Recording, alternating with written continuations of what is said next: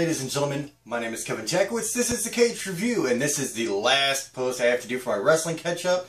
I'm still going to do a review for All In, but for WWE, this is 6 weeks worth of catching up. And I'm going to try to keep this short, concise, like I've been with all the others, because it is kind of old now. Even though this one is only less than a week old, we are heading into Hell in a Cell this Sunday.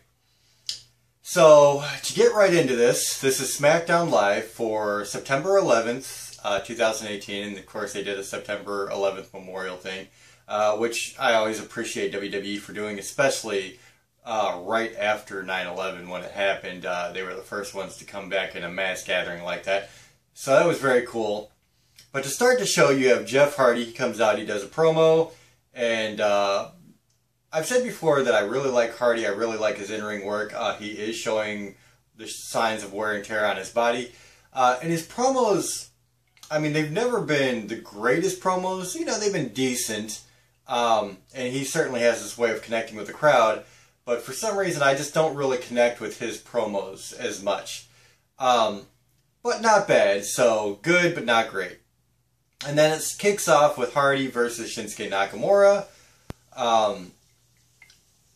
Hardy's going to get the win because Randy Orton comes out, attacks Jeff Hardy, and they have a nice back and forth that wasn't just a one-sided beatdown. There was actually some moments where Orton got his licks in, Jeff Hardy got his licks in, and it looked like Jeff Hardy kind of stood tall at the end there.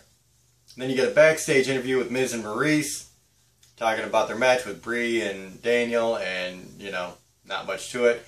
And then right after that, you get an AJ Styles promo talking about his match with Samoa Joe.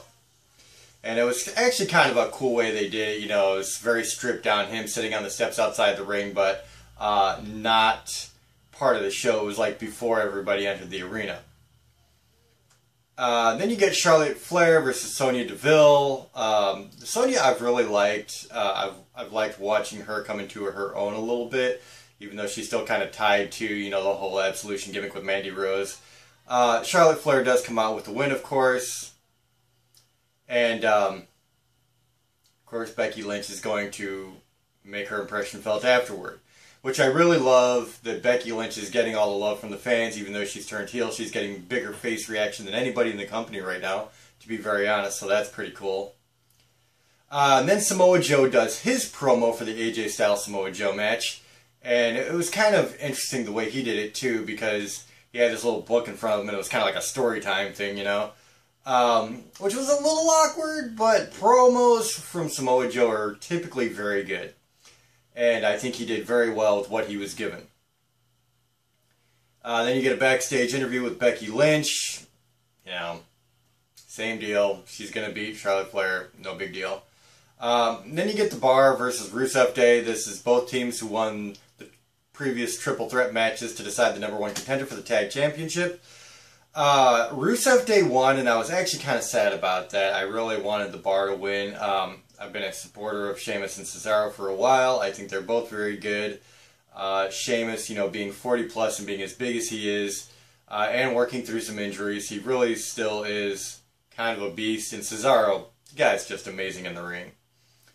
I'm not as big a fan of Rusev. I like him, but I don't really like him, you know what I mean? And Aiden English, I could take or leave, to be very honest. But Rusev Day wins, so it's going to be Rusev Day versus the New Day. And I'm pretty sure that they're going to keep the New Day there with the belts. I would hope so. After that, you get R-Truth with Carmella versus Andrade Cien Alma versus with Zelina Vega. And, you know, they're bringing the R-Truth Carmella together because they're in the Mixed Match Challenge together. And it looks like Carmella's trying to turn face now. So that's kind of interesting. But either way, it doesn't really work out because Andrade and Zelina pick up the win in this match. It had some cool spots to it, but nothing grandiose. Yeah, so not a whole lot there. Backstage, you get an interview with Asuka and Naomi that was just honestly fucking weird. You know, it was kind of trying to be funny and a play on, like, they don't really understand each other's language that well, but it just kind of came out wrong to me. It didn't really do anything. And that brings us already to the main event, which was Brie Bella with Daniel Bryan taking on Maurice with The Miz. And when I saw the headline that this was the main event match, Brie Bella versus Maurice, I automatically decided to tune out. I just did. I didn't care. I was not going to watch this show. I watched it on YouTube, as I've done for months anyway, because WWE has been just garbage. But for some reason, this influx of the Bella Twins lately on Raw and SmackDown, just like taking over like they've been the fucking best women's wrestlers ever. They sucked at wrestling. The only reason their names are big is because one's dating John Cena and the other's married to Daniel Bryan. And they're fucking cute and they have the reality show. But they suck in the ring and they suck on promos. And they are not good at anything they do in WWE. They want their show, fine, go have it. I don't watch shit like that. I'm not here to watch a couple of fucking cute chicks who can stumble and flop through a match. And that's what it was. And that's what it's been with these two. Every match they've had since coming back, there have been a lot of botches, a lot of mistimed shit. Brie Bella doing a suicide dive that looked like it almost killed her because she screwed up. Her jumping over her sister's back and trying to do a splash in the corner on somebody and tripping on her sister's back and just kind of falling into her opponent. The Bella Twins are not wrestlers, and I fucking hate that WWE had this women's evolution shit going on where they were focusing on women's wrestling, and then they come back to Carmella, Nia Jax, Alexa Bliss, and the fucking Bella Twins. So I didn't care about this. The match was not even really that much of a match. There was a lot of back and forth between Daniel Bryan and Miz and Maurice and Brie Bella, and very little to it. And then of course everything breaks down. The match, I guess, gets thrown out, and it's just attacking the Miz after the match. So I didn't care. It was a terrible closing. I didn't like most of the show. There was just a lot of shit that could have been done better. The highlights, honestly, to me, were the AJ Styles promo. I don't even want to say the Samoa Joe, because as good as he is at promos, it was a little weird the way they did it for me. And Charlotte Flair versus Sonya Deville. So that's my take on it. I'm going to give it a 2 out of 10. I don't think it deserves anything more than that.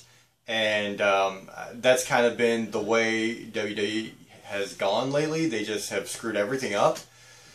So that's where we're at. So that is my review for SmackDown Live, September 11th, 2018. This makes me finally caught up with WWE. I am going to do a review for All In. I did want to check that out. I do have it on my laptop right now. I'm going to watch it today. I'll do that review and get it out to you. So ladies and gentlemen, there we are. I hope you enjoyed this. If you did, or if you agree with me, hit the like button, subscribe, and share. My name is Kevin Jackwitz, Kaged Nation, out.